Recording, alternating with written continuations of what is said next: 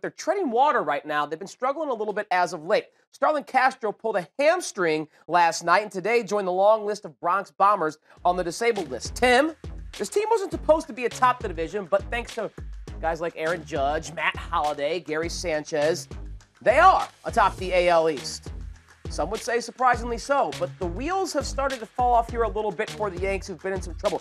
Do you expect them to fade before we get to this All-Star break, or you think this is just one of those, throughout the course of a 162-game season, couple of week spans where you're having some bad baseball? I think they're just in a little bit of a rut right now.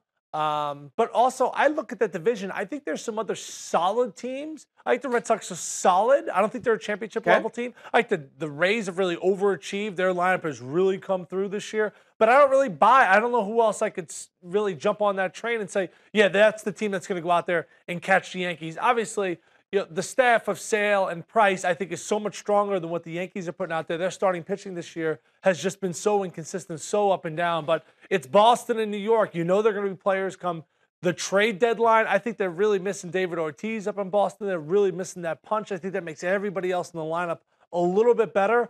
I think the Yankees are going to be there. I think the scary thing for them is, Tyler, if they get a wild card and they have to play a one-game playoff, who do you start? Yeah, right now you'd think it's either Michael Pineda or Luis Severino.